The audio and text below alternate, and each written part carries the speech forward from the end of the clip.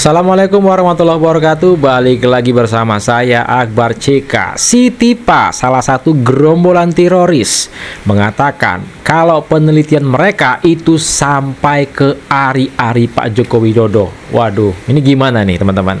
Dari ijazah kehidupan masa lalu Pak Jokowi sampai ke ari-ari. Walah. Nah, sebelum kita ke videonya, jangan lupa like, subscribe, dan share. Langsung aja kita saksikan videonya berikut ini. Penelitian ini tentu saja karena menyangkut jejak masa lalu seseorang, maka kita perlu tahu data otentik, data objektif ya, dari bapak dan ibunya, dari kakek dan neneknya, dan seterusnya. Maka tidak saja makam, kami juga berkunjung ke rumah kediaman yang dikatakan disitulah Joko Widodo lahir, ari-arinya pun juga ditanam di situ. Kami pun juga berkunjung ke situ. Keren sekali itu. Untuk melakukan penelitian tersebut, sehingga hasil penelitian ini sahih, sehingga hasil penelitian ini valid sejak masa lalu Joko Widodo. Jadi tugas peneliti itu adalah menjawab pertanyaan. Selama belasan tahun kita mendengar rumors, kita mendengar banyak kabar-kabar, termasuk siapa sesungguhnya ayah Jokowi, ibunya Jokowi, siapa di mana sesungguhnya dia lahir. Karena banyak sekali versi, maka tugas kami sebagai peneliti menemukan kebenaran yang ada sehingga menjadi sejarah yang bagus bagi bangsa ini. Dokter, saya boleh tanya begini. Ini kan tentu masih berjalan. Itu hak dokter untuk kemudian melakukan penelitian. Kewajiban ya, lebih pada kewajiban ya. Peneliti itu punyanya kewajiban, bukan hak. Waduh. Ini gimana nih teman-teman? Silakan ketik komentar kalian di kolom komentar. Sampai ke ari-ari Pak Jokowi. Kurang kerjaan emang betul-betul ya gerombol-gerombol ini. Cari uang dari menjual nama Pak Jokowi, masa lalu Pak Jokowi. Astagfirullah. Ya. Harap pada gua nggak marah, nggak misu-misu, nggak ngomel-ngomel, nggak ngedumel tentang hal ini, Menurut kalian aja deh ya. Sampai ari-ari Bapak Jokowi pun diteliti, sampai ke makam keluarganya Bapak Joko Widodo, sampai ke tempat lahirnya Bapak Joko Widodo. Gue nih nggak ngerti. Ini nih satu circle ini mau bikin penelitian itu untuk apa? Mereka mau buat jurnal kah? Lalu ketika mereka mau membuat jurnal tersebut, setelah jurnal tersebut jadi, mau diberi judul apa jurnal tersebut? Mau seperti apa penelitiannya? Mau seperti apa analisanya? Mau seperti apa hipotesisanya? Mau seperti apa metode penelitiannya? Mau seperti apa dan segala macamnya itu untuk apa, keuntungannya apa? Dan sekalian ya circle tersebut meneliti apakah betul Bapak Joko Widodo bernafas menggunakan paru-paru, atau bernafas menggunakan hidung, atau bernafas menggunakan bronkitis, atau bernafas menggunakan hati, atau bernafas menggunakan jantung. Segala macamnya aja kalian teliti. Gak sekalian tainya Bapak Joko Widodo kalian teliti juga. Apakah ada cacingnya? Terus cacingnya apa? Cacing kremi, cacing pita, cacing uget-uget, apa-apa. Sekalian dukun beranak atau bidan atau dokter anak yang melahirkan Bapak Joko Widodo, sekalian aja Anda teliti. Ya kan, kalau membuat penelitian nggak boleh tanggung-tanggung dong. Semuanya dong, dari sejarahnya, prasejarahnya sampai saat ininya, semuanya harusnya diteliti dong. Terus udah nyampe makamnya Bapak Joko Widodo, apa yang kalian teliti? Kalian menggali makam kuburan keluarganya Bapak Joko Widodo kah? Untuk meneliti tulang belulang yang masih tersisa di sana kah? Circle tersebut ya, maaf ya, tanpa mengurangi rasa hormat, tanpa bermaksud menghina, cuma ya, kerudung yang Anda pakai itu seperti mencerminkan kamu ini memiliki roh yang sangat baik. Barat kata, kamu menggunakan kerudung tersebut itu seperti kamu adalah orang yang rohani. Ternyata roh halus, sayang. Sekali lagi ya, disclaimer, gue tidak mendiskreditkan agamanya, gue tidak mendiskreditkan kerudungnya, tapi saya amat sangat geram, kesal dengan kelakuan pribadinya. Kalian lihat aja. Lalu gimana hasil penelitian sementara? Hasil hipotesis sementaranya apa? Ari-arinya Bapak Joko Widodo palsu kah? Kalau kata gue ya, kalian itu bukan peneliti, kalian itu sakit berobat, sayang. Circle-nya mereka itu bukannya salah satu dari mereka itu adalah seorang dokter ya. Saya mau nanya deh, Bu dokter ini tidak praktek, tidak membuka praktek, tidak bekerja kah?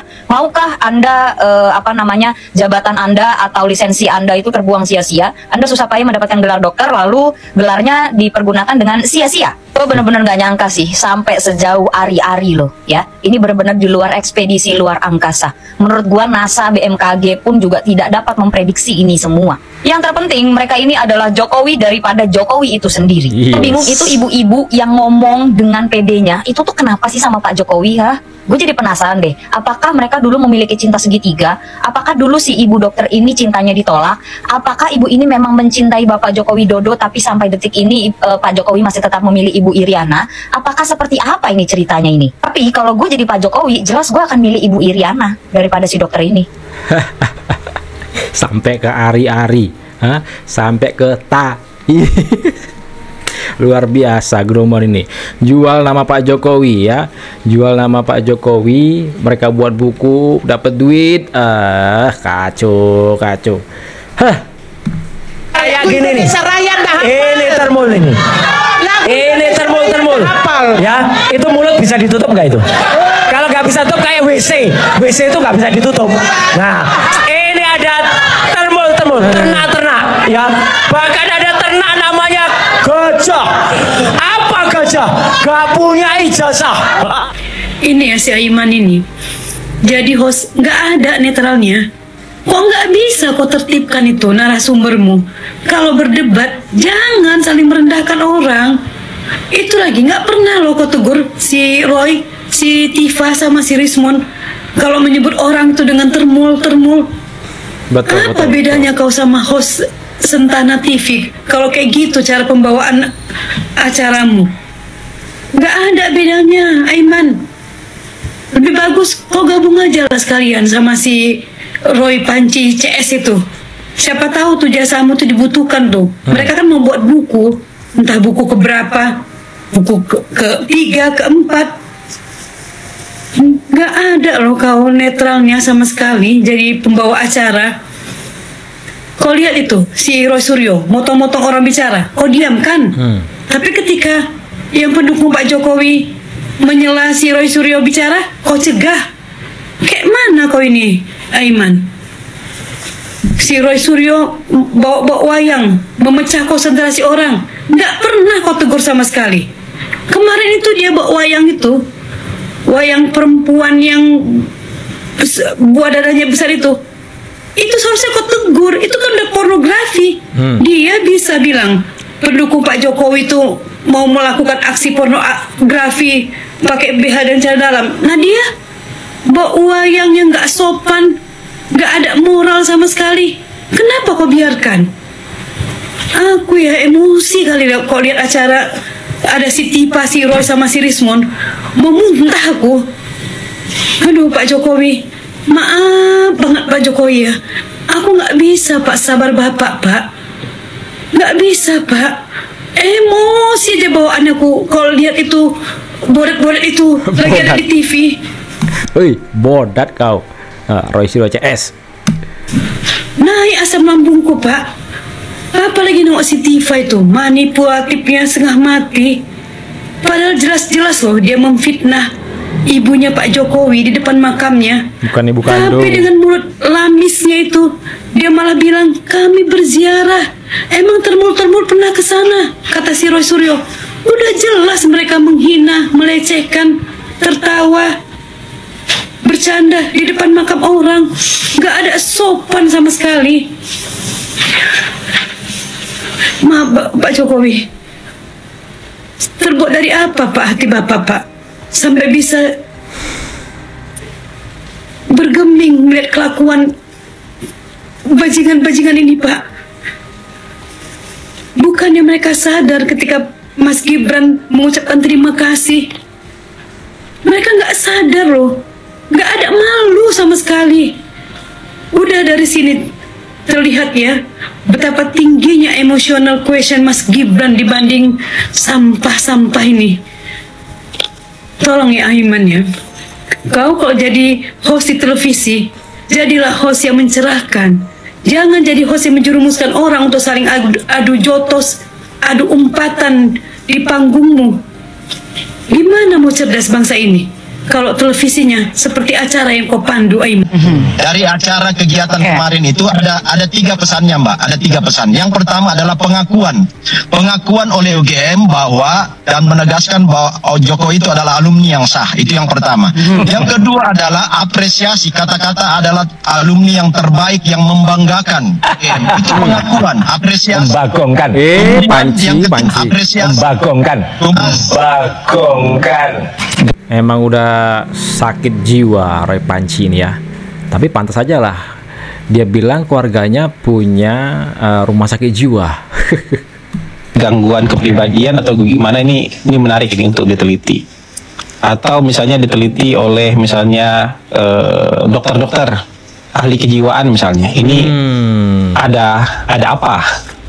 Ini agak panjang kan? Napasnya panjang nih. Staminanya panjang. Bentar. Seharusnya si Tipa ya, dia kan seorang dokter. Paling nggak teliti lah itu si Roy Suryo itu ya, otaknya itu masih waras atau enggak. Tuh Tipa, CS-mu ya. Kok malah buat buku Pak Joko Widodo, meneliti ijazah Pak Jokowi itu. Otak Roy Suryo itu kau teliti si Tipa. Kau teliti, masih waras nggak sih Roy Suryo itu? panjang orang-orang yang tadi disebutkan itu lumayan panjang ini staminanya. Ya mungkin orang-orang biasa, orang-orang lain nggak akan sanggup melakukan hal seperti ini. Saya juga nggak punya kompetensi untuk menilai mereka sebenarnya. Tapi ada cerita yang bisa dibagi soal kayak gini. Jadi bisa saja kan misalnya orang ini mitomania. Mitomania itu artinya orang yang akhirnya percaya dengan kebencian dan kebohongan yang mereka lempar. Gitu. Dia percaya, dia meng-create sebuah isu yang nggak ada buktinya, nggak ada faktanya, tapi kemudian dia percaya dengan itu. Dulu itu di tahun 1690-an di Massachusetts, Amerika, itu ada kasus yang sangat terkenal namanya Salem Witch Trial. Salem Witch Trial itu pengadilan penyihir Salem.